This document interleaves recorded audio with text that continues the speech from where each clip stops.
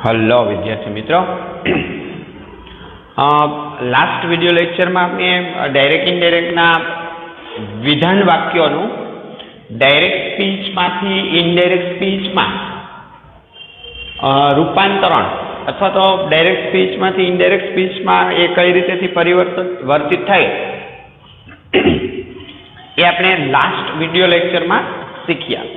हवे आज आपणे बात करवाना छे प्रश्नार्थ वाक्यों कि भाई डायरेक्ट स्पीच में आपेला प्रश्नार्थ वाक्यों है ए प्रश्नार्थ वाक्यों कई रीते पेसिव वॉइस में रूपांतरण थाय, सॉरी इनडायरेक्ट स्पीच में रूपांतरण थाय। आपणे 9th में अत्यारे हाल पूरता बे प्रकारना वाक्यों डायरेक्ट स्पीच में इनडायरेक्ट स्पीच में रूपांतरण करता शीखवानुं छे। एमानो वाक्यनो पहलो प्रकार है ए विधान वाक्य, जे आपणे आगळ शीखी चूक्या कि भाई विधान वाक्य होय तो विधान वाक्यनुं डायरेक्ट स्पीच मांथी इनडायरेक्ट स्पीच में कई रीतेथी रूपांतरण थाय। हवे आपणे वात करवाना छे प्रश्नार्थ वाक्योनी।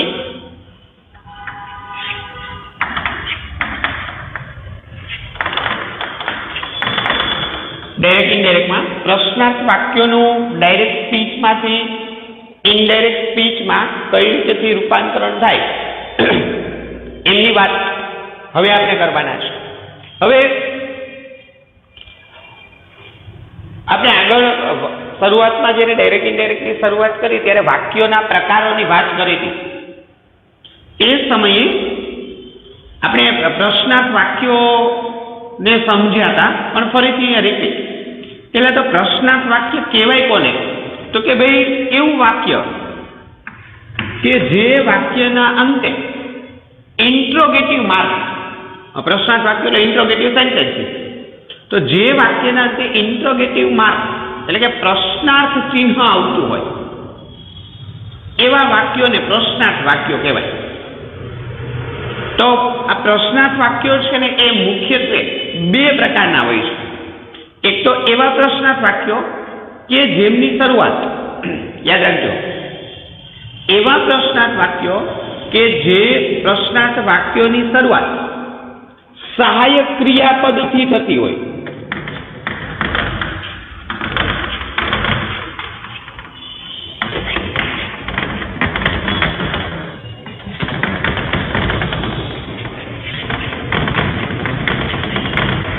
सहायक क्रियापदथी शरू थता प्रश्नार्थ वाक्य, वाक्यनो पहलो प्रकार। प्रश्नार्थ वाक्यना बे प्रकार छे, एमां आपणे समजीए ने विस्तृत प्रश्नार्थ वाक्यो, बराबर।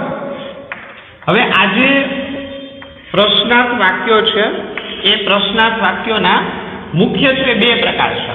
एमनो पहलो प्रकार सहायक क्रियापदथी शरू थता प्रश्नार्थ वाक्यो, એટલે કે सहायक क्रियापदों क्या क्या आवश्य तो कि भाई do, does, did, shall, will, have, has, had, can, could, may, might, आ बधा सहायक क्रियापदों छे। आमनाथी शरू थता प्रश्नार्थ वाक्य, दाखला तरीके do you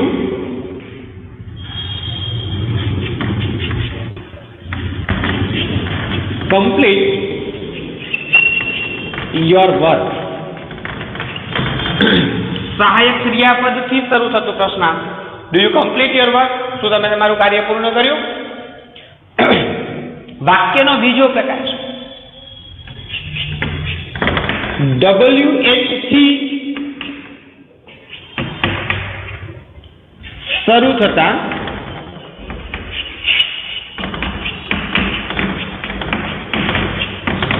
प्रश्नार्थ वाक्यो।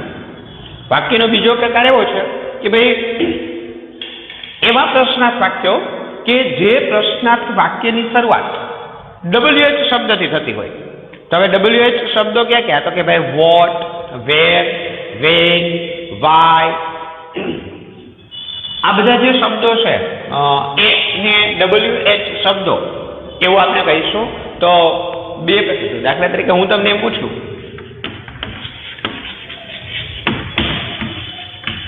What are you?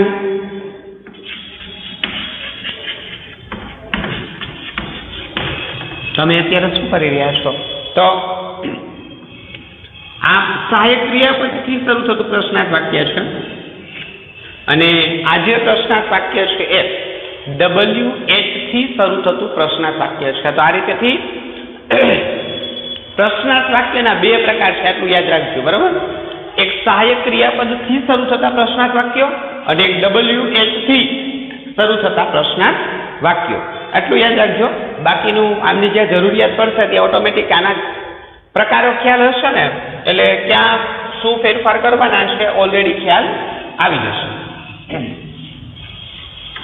ચાલો હવે આપણે વાત કરીએ છીએ કે ભાઈ પ્રશ્નાર્થ વાક્યોનું ડાયરેક્ટ સ્પીચમાંથી ઇનડાયરેક્ટ સ્પીચમાં કઈ રીતેથી રૂપાંતરણ થાય. આપને જે વાક્ય આપેલું છે એ વાક્ય છે એ જો પ્રશ્નાર્થ હોય, એટલે કે પેલું ડબલ ઇન્વર્ટેડ કોમાની અંદર આપેલું વાક્ય, એ વાક્ય છે એ જો પ્રશ્નાર્થ હોય તો એવા પ્રશ્નાર્થ વાક્યોનું ડાયરેક્ટ સ્પીચમાંથી ઇનડાયરેક્ટ સ્પીચમાં એ વાક્યને આપણે જ્યારે ચેન્જ કરીએ, એ વાક્યને જ્યારે આપણે ડાયરેક્ટ સ્પીચમાંથી ઇનડાયરેક્ટ સ્પીચમાં લઈ જઈએ ત્યારે એ વાક્યમાં કયા પ્રકારના ફેરફારો થશે? તો પહેલા તો આપણે એમને ગોઠવી દઈએ કે ભાઈ જો કોઈ પ્રશ્નાર્થ વાક્યનું તમે ડાયરેક્ટ સ્પીચમાંથી ઇનડાયરેક્ટ સ્પીચમાં રૂપાંતર કરો છો અથવા તો એમનું રૂપાંતરણ કરો છો, તો સૌપ્રથમ વાક્યની અંદર બોલનાર, વિધાન વાક્યમાં હતું એ જ રીતે થયો, ખાલી થોડા ચેન્જીસ છે. સૌપ્રથમ બોલનાર લખાશે, પછી બીજું બોલનાર પછીથી આરવી. જ્યાં આપણે વિધાન વાક્યમાં આરવી તરીકે સેઝ ને, ટોલ્ડ ને, ટેલ્સ ને, ટેલ ને એ લખતા હતા, એમના બદલે પ્રશ્નાર્થ વાક્ય હોય ને ત્યારે આરવી તરીકે આસ્ક્ડ મૂકવામાં આવશે, ASKED. ત્યાર પછી સાંભળનાર, બરાબર? એટલે વિધાન વાક્યનું જે રીતેથી આપણે ઇનડાયરેક્ટ સ્પીચમાં રૂપાંતર કરતા, સેમ એ જ રીતેથી પ્રશ્નાર્થ વાક્યોનું પણ ઇનડાયરેક્ટ સ્પીચમાં રૂપાંતર થશે. તો બંનેની વચ્ચે તફાવત કેટલો અહીંયા અત્યાર સુધીમાં? તો કે આરવી બદલી ગયું. જો જ્યાં આપણે આરવી વિધાન વાક્યમાં કંઈક અલગ લખતા, એના બદલે પ્રશ્નાર્થ વાક્ય હોય તો પ્રશ્નાર્થ વાક્યમાં આરવી તરીકે આસ્ક્ડ લખવામાં આવશે. ત્યારબાદ હવે જ્યાં આપણે વિધાન વાક્યમાં સંયોજક વાત કરીએ, સંયોજક વિધાન વાક્યમાં જે આપણે સંયોજક તરીકે ધેટ લખતા, પેલા ઇન્વર્ટેડ કોમા દૂર કરીને, એના બદલે પ્રશ્નાર્થ વાક્યના પ્રકાર મુજબ આરવી મૂકવામાં આવશે. હમણાં આપણે પ્રકાર સમજ્યા ને, એમાં જો પ્રશ્નાર્થ વાક્યની શરૂઆત, જે પ્રશ્નાર્થ વાક્ય આપણે આપ્યું છે, પ્રશ્નાર્થ વાક્યની શરૂઆત સહાયક ક્રિયાપદ અથવા તો સહાયકારક ક્રિયાપદ, બરોબર? સહાયક ક્રિયાપદથી થતી હોય તો સહાયક ક્રિયાપદથી પ્રશ્નાર્થ વાક્યની શરૂઆત થતી હોય તો આરવી તરીકે IF ઇફ મુકાય, વિધર પણ મુકાય, બે આરવી છે, કંજક્શન ઇફ અથવા તો વિધર. તો કંજક્શન તરીકે આપણે વિધર ને એનો સ્પેલિંગ લાંબો ભૂલી જઈએ, એટલે ખાલી ઇફ યાદ રાખીએ, તો ઇફ મુકાય. અને બીજું, જો પ્રશ્નાર્થ વાક્યની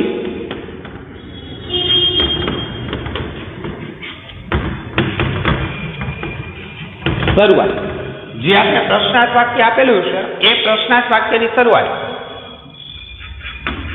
WH એટલે વોટ, વેર, વેન, વાય, WH થી થતી હોય, WH થી થતી હોય તો તે શબ્દ ખુદ તે શબ્દ એટલે કે WH થી થતી હોય તો તે WH મુકાય. હવે આપણે જે પ્રશ્નાર્થ વાક્ય આપ્યું છે એ પ્રશ્નાર્થ વાક્ય ક્યાં આપ્યું છે તો કે સાહેબ ઇન્વર્ટેડ કોમામાં. પેલું 12 તો આપણે ગોઠવી દીધું, એટલું જ આવશે. પછી કન્જક્શન મૂકવાનું, તો કન્જક્શન કોના આધારે મૂકવાનું તો કે ભાઈ ઇન્વર્ટેડ કોમાની અંદર આપણે આગળ જે વાક્ય આપ્યું છે એ વાક્ય જે ઇન્વર્ટેડ કોમાની અંદર જે વાક્ય આપ્યું છે એ ઇન્વર્ટેડ કોમાની અંદર આપેલા વાક્યમાં એ પ્રશ્નાર્થ વાક્ય છે. તેની શરૂઆત આ બેમાંથી કોઈ પણ એક રીતે થતી હશે. કાં એ વાક્યની શરૂઆત સહાયક ક્રિયાપદથી થતી હશે અને કાં તો એ જે વાક્ય છે એની શરૂઆત WH થી થતી હશે. આ બેમાંથી કોઈ પણ એક પ્રકારનું પ્રશ્નાર્થ વાક્ય હશે. હવે જે પ્રકારનું પ્રશ્નાર્થ વાક્ય હોય ને એ મુજબ આપણે કન્જક્શન મૂકવાનું. જો એ પ્રશ્નાર્થ વાક્યની શરૂઆત ઇફ થી થતી હોય, સહાયક ક્રિયાપદથી થતી હોય તો આપણે કન્જક્શન તરીકે ઇફ મૂકવાનું છે. જો એ સહાયક ક્રિયાપદ છે એમની જો એ પ્રશ્નાર્થ વાક્ય છે એમની શરૂઆત WH થી થતી હોય, WH થી જો એ પ્રશ્નાર્થ વાક્યની શરૂઆત થતી હોય તો કન્જક્શન તરીકે એ જે WH શબ્દ આપણે આપ્યો ને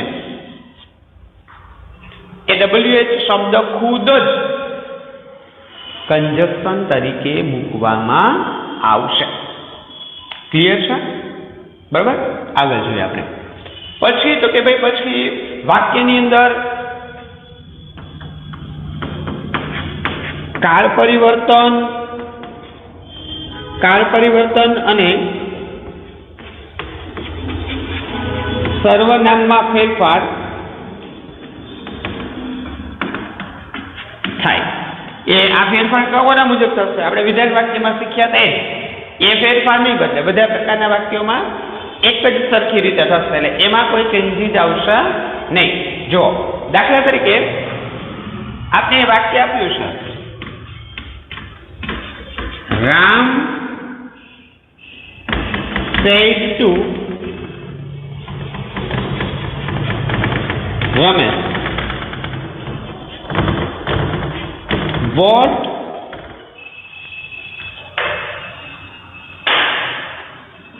are you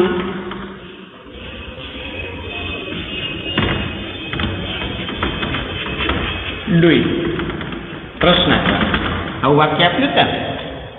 હવે આ વાક્યને હજુ આપણે અહીંયા છીએ, ખાલી મેં વાક્ય જ લખ્યું સમજવા માટે. ભાઈ આ એક પ્રશ્નાર્થ વાક્ય છે. હવે આપણે આપેલું વાક્ય છે એમને જો તમે ડાયરેક્ટ સ્પીચમાંથી ઇનડાયરેક્ટ સ્પીચમાં રૂપાંતરિત કરો તો પહેલા તેને આ ક્રમમાં ગોઠવી દેવાનું છે. સૌપ્રથમ બોલનાર કોણ છે? આપણે બનાવતા જઈએ સાથે સાથે વાક્યને. સૌપ્રથમ બોલનાર કોણ છે? રામ. પછી ઇન્વર્ટેડ કોમાની અંદર આપેલું વાક્ય પ્રશ્નાર્થ છે એટલે આરબી તરીકે રામ આસ્ક. પછી સાંભળનાર તો આપણે અહીંયા આપ્યો જોઈએ વાક્યમાં રામ આસ્ક રમેશ. થઈ ગયું. હવે આપણે કન્જક્શન મૂકવાનું. તો વિધાન વાક્યમાં શું હતું? ભાઈ આપણે કન્જક્શન તરીકે ડાયરેક્ટ ધેટ મૂકી દેતા, પણ હવે પ્રશ્નાર્થ વાક્યમાં એવું નહીં બને. પ્રશ્નાર્થ વાક્યમાં આપણે જોવાનું કે ભાઈ આજે ઇન્વર્ટેડ કોમાની અંદર આજે આપણે ઇન્વર્ટેડ કોમા આપ્યા છે એમની અંદર જે આપેલું વાક્ય પ્રશ્નાર્થ છે તો એ પ્રશ્નાર્થ વાક્યની શરૂઆત કઈ રીતેથી થાય છે? તો અહીંયા આપણે જોયું કે ભાઈ આ પ્રશ્નાર્થ વાક્યની શરૂઆત છે ને વોટ થી થાય છે. તો વોટ થી WH થી થાય છે. તો WH થી થતી હોય તો WH મુકાય. તો એ વોટ છે ને એ ખુદ જ કન્જક્શન તરીકે મૂકી દેવાય. રામ આસ્ક રમેશ વોટ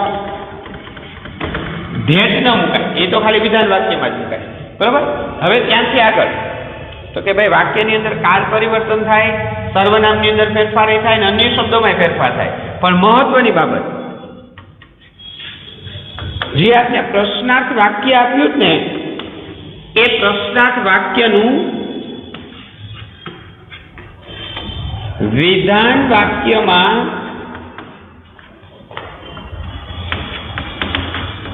રૂપાંતર થાય.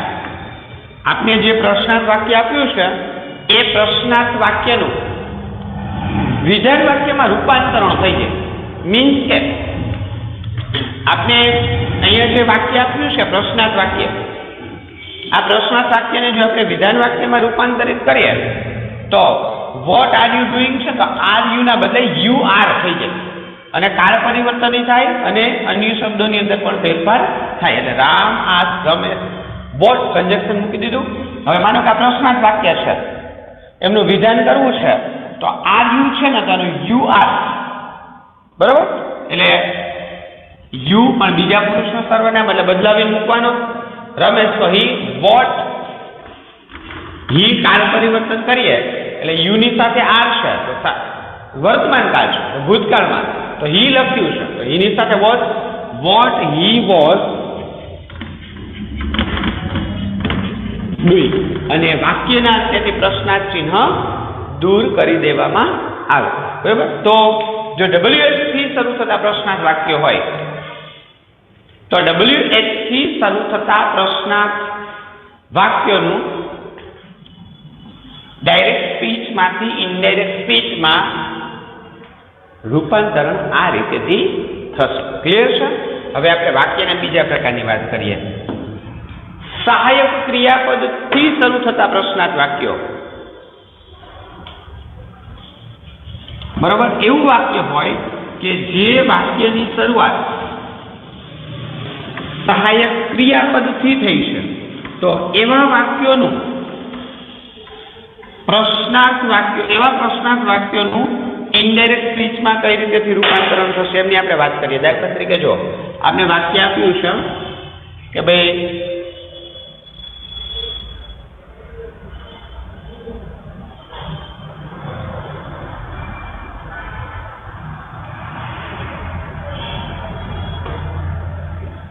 દાખલા તરીકે આમ કહ્યું છે Ram said to Ramesh,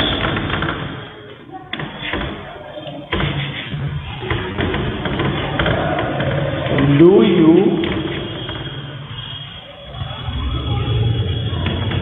buy a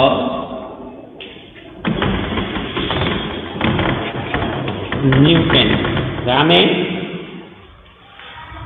રમેશને પૂછ્યું કે તે નવી પેન ખરીદી. Do you buy a new pen? તું નવી પેન ખરીદે છો? તો આ જે વાક્ય છે એ વાક્ય પાછું સહાયક ક્રિયાપદથી શરૂ થતું પ્રશ્નાર્થ વાક્ય છે, વોટ નથી. તો હવે આ વાક્યને આપણે ઇનડાયરેક્ટ સ્પીચમાં રૂપાંતરિત કરીએ તો આ રીતે થશે. રામ પ્રશ્નાર્થ વાક્ય છે એટલે આસ્ક્ડ. કોને પૂછ્યું તો કે ભાઈ રમેશને. સાંભળનાર રામ આસ્ક્ડ રમેશ. હવે કન્જક્શન મૂકવાનું થયું. તો હવે અહીંયા આજે આપણે વાક્ય આપ્યું છે એ વાક્યની શરૂઆત તો સહાયક ક્રિયાપદથી થઈ છે, ડુ થી. તો કન્જક્શન તરીકે ઇફ મુકાય. રમેશ ઇફ, પછી ડુ નીકળી જતો ઇફ. પછી કાળ પરિવર્તન અન્ય શબ્દો આપ્યા હોય તો ફેરફાર કરવાના. ઇફ પછી સર્વનામ ડુ યુ એટલે ઇફ બીજા પુરુષનો સર્વનામ આના મુજબ બદલે એટલે હી. પછી કાળ પરિવર્તન સાદો વર્તમાન કાળ છે તો સાદો ભૂતકાળ. If he bought a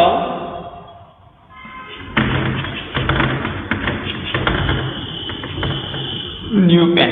if he bought a new pen. બરાબર. તો આવા વાક્યો છે. બંને પ્રકારના વાક્યોના ઉદાહરણો આપણે જોઈએ કે ભાઈ WH થી શરૂ થતા પ્રશ્નાર્થ વાક્યો અને સહાયક ક્રિયાપદથી શરૂ થતા પ્રશ્નાર્થ વાક્યો છે એમનું ડાયરેક્ટમાંથી ઇનડાયરેક્ટમાં રૂપાંતરણ કઈ રીતેથી થાય. એક ખાસ બાબત આપણે એ ધ્યાનમાં રાખવાની છે કે ભાઈ આપણને જે વાક્ય આપેલું છે એ પ્રશ્નાર્થ વાક્ય છે ને તો હવે એ પ્રશ્નાર્થ વાક્યનું આપણે જ્યારે ડાયરેક્ટ સ્પીચમાંથી ઇનડાયરેક્ટ સ્પીચમાં રૂપાંતર કરીએ ને ત્યારે એ પ્રશ્નાર્થ વાક્યનું વિધાન વાક્યમાં રૂપાંતર થઈ જાય. જે વાક્ય પ્રશ્નાર્થ છે ને એ પ્રશ્નાર્થનું વિધાનમાં રૂપાંતરણ થઈ જાય. જો અહીં આપણે શું કર્યું, do you buy a new pen છે ને તો he bought a new pen સાદા ભૂતકાળનું વિધાન વાક્ય થઈ ગયું. એ જ રીતે આની પહેલાનું વાક્ય હતું એમાં વોટ આર યુ ડુઈંગ તો વોટ હી વોઝ ડુઈંગ કર્યું. તો આ શું થાય, ભાઈ પ્રશ્નાર્થ વાક્યનું વિધાન વાક્ય રૂપાંતર કરવું ને તો આ બંનેના સ્થાન બદલી જાય, આગળ પાછળ થઈ જાય. અને પ્રશ્ન સાદા વર્તમાન કાળમાં તો આ ડુ તો નીકળી જ જાય ને, કે આપણે એનું વિધાન કરીએ તો પણ કેમાં સા વિધાન થાય, સાદા ભૂતકાળમાં. તો સાદા ભૂતકાળમાં વિધાન કરીએ તો ડાયરેક્ટ બોટ જ લખાય. ક્લિયર છે? તો પછી ડુ ડઝ ડીડ મૂકવાની જરૂર પડે નહીં. બરાબર. હવે આપણે પ્રશ્નાર્થ વાક્યો છે ને એમને ઉદાહરણ સહિત આપણે વિધાન વાક્યોને જેમ બોર્ડ ઉપર લખીને સમજતા હતા એ રીતેથી પ્રશ્નાર્થ વાક્યોને પણ સમજીએ કે ભાઈ પ્રશ્નાર્થ વાક્યો છે એમનું ડાયરેક્ટ સ્પીચમાંથી ઇનડાયરેક્ટ સ્પીચમાં રૂપાંતરણ કઈ રીતેથી થશે આપણે એમને લખીને સમજીએ.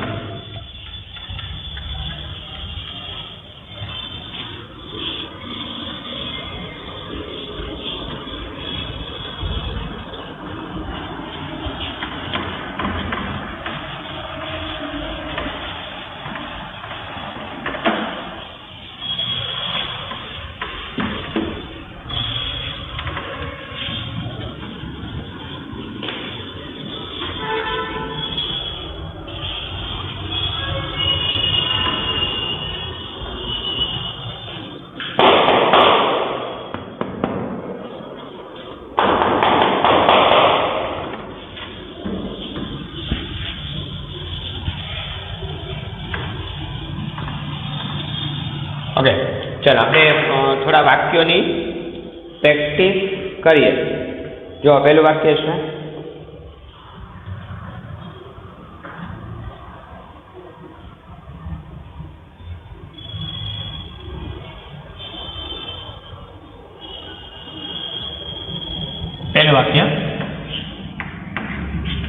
The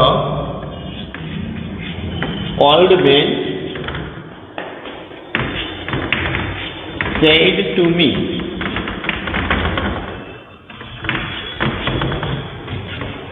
can you help me? The old man said to me, can you help me? Indirect સ્પીચમાં આપેલું વાક્ય છે એમને ઇનડાયરેક્ટ સ્પીચમાં જો રૂપાંતરિત કરીએ, ચેન્જ કરીએ તો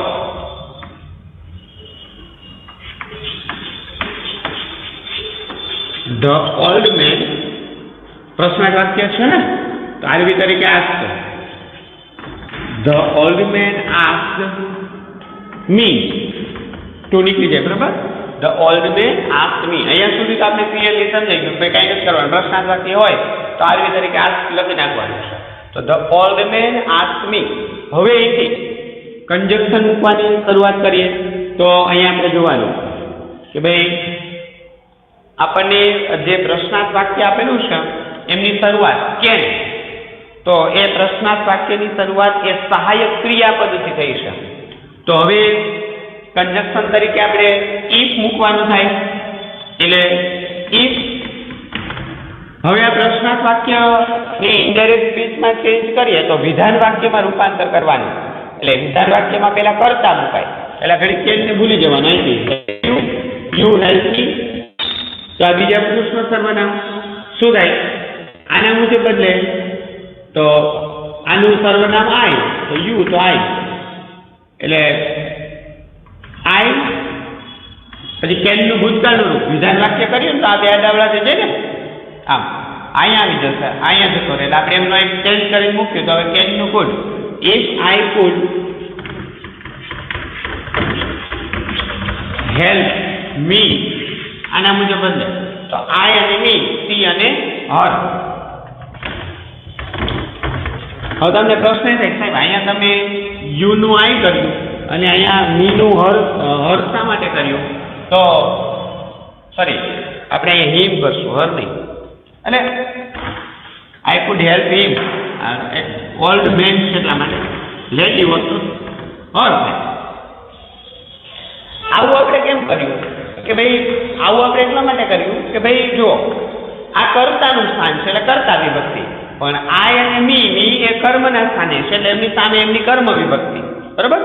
એટલે પ્રથમ પુરુષનો સર્વનામ છે અહીંયા, આ પ્રથમ પુરુષનો સર્વનામ ઓલ મેન, તો હી અને હિમ, આય અને મી. બરાબર? આ રીતે સર્વનામ બદલ. બીજું વાક્ય જોઈએ આપણે.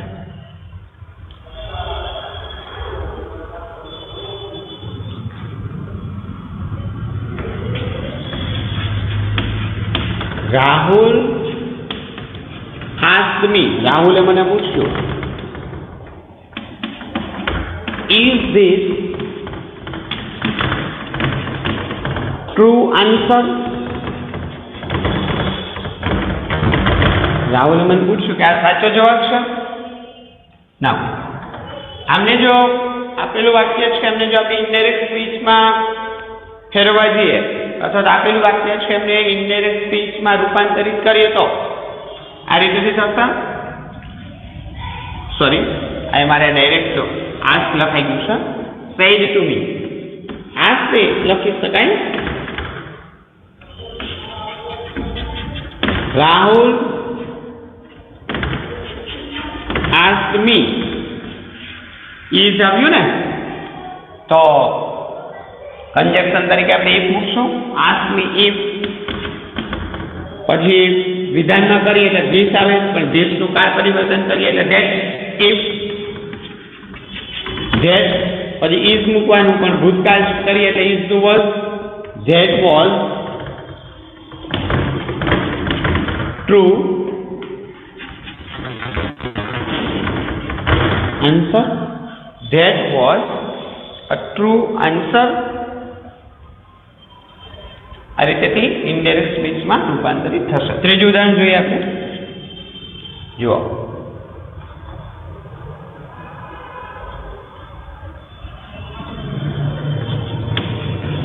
she said to me,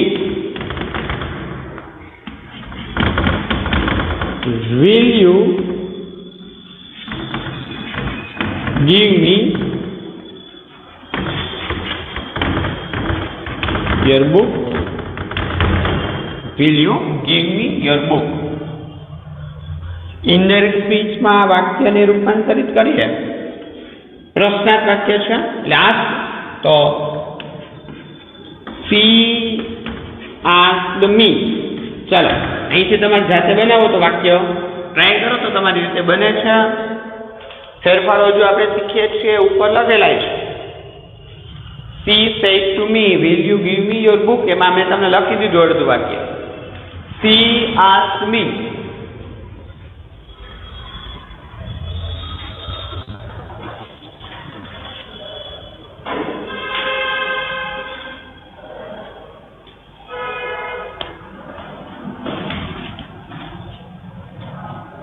okay, ચાલો તો આ રીતે બનશે વાક્ય. she asked me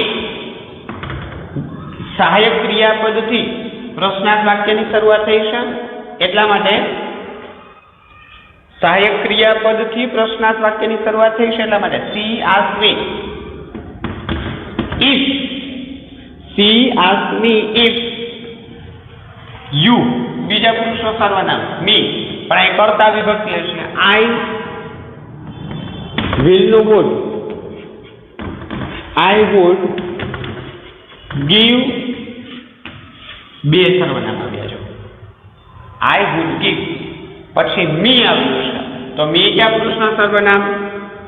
પ્રથમ પુરુષનું સર્વનામ. તો અહીંયા તો ઓલરેડી she છે, તો I અને me અને she અને her, તો I would give her. પછી your આવ્યું, તો you અને your બીજા પુરુષનું સર્વનામ.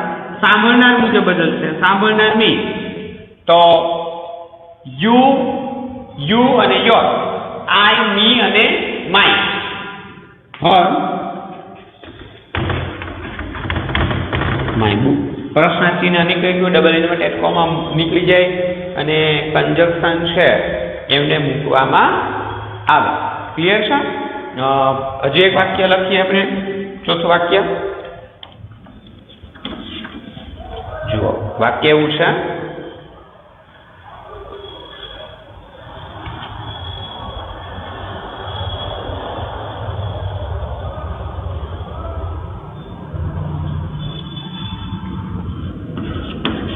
She asked me